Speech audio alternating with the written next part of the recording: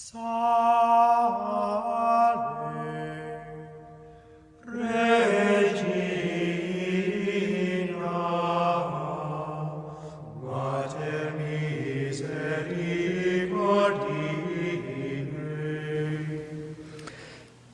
Today we celebrate the feast of Saint Gualbert, a very early Middle Ages saint who was a knight and has a very remarkable story.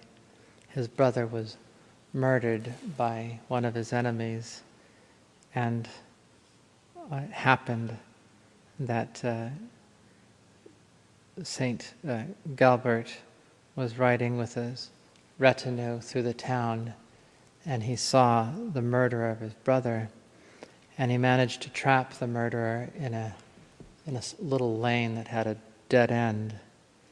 And when he came upon the man and was ready to kill him, the man prostrated himself on the ground in the form of a cross and begged for mercy. So St. Gualbert granted him mercy and left, and then came upon a little church and went in to pray because he felt inspired by God and by the act of mercy that he had performed. And when he knelt down before the crucifix, our Lord came off the cross and embraced him, nodded to him, and he was converted from his former ways, and eventually, without too much delay, entered the Benedictine order.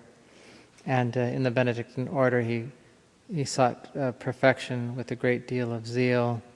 And it was during a particular time when simony, the sin of selling the sacraments and sacramentals, was quite prevalent. And it was being committed in his own monastery by his own abbot and by the bishop of the diocese. And he would have none of it. He wouldn't compromise. So he left the monastery and eventually founded his own rather strict, austere version of the Benedictine form of life. And he lived and then died in the odor of sanctity.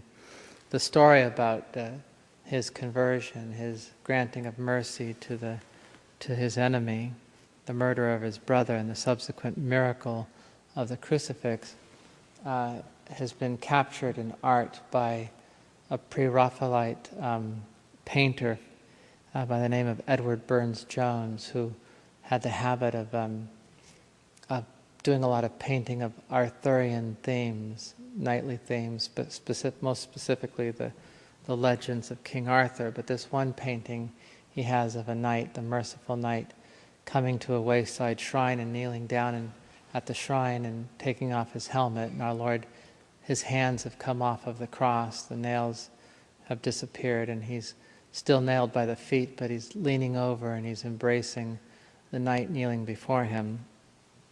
It's interesting because the ideal of knighthood has been romanticized by the Arthurian legends, and in a particular way by these painters of the 19th century.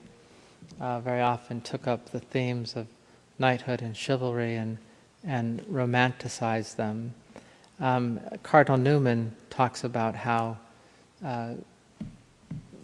the weapons of our warfare, the true weapons of our warfare, following St. Paul when he says that though we are in the flesh, we do not war in the flesh, but rather the weapons of our warfare, not carnal, but mighty unto God for the pulling down of strongholds. Cardinal Newman says that the weapons of our warfare are meekness, truth, and righteousness, and that these. And he also talks about how we have a tendency to think of these grandiose stories of knights imagining ourselves to do great deeds and putting ourselves in that place and sort of living vicariously the hero's life.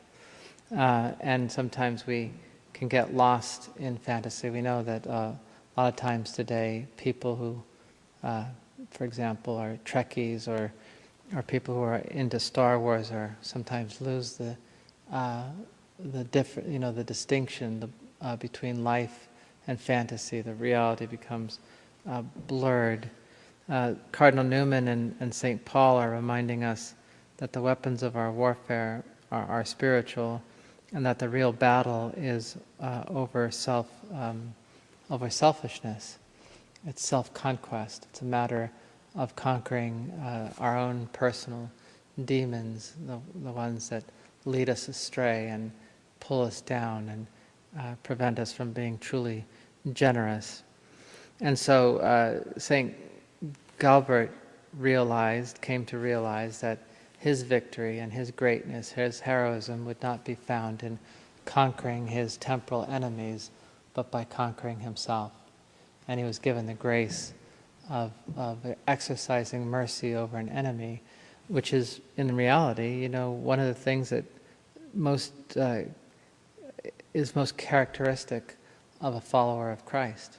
It's one of those things, where we are not only to forgive our enemies, but we are to do good to them, and to be grateful even to God for the opportunities that we have to suffer for His name.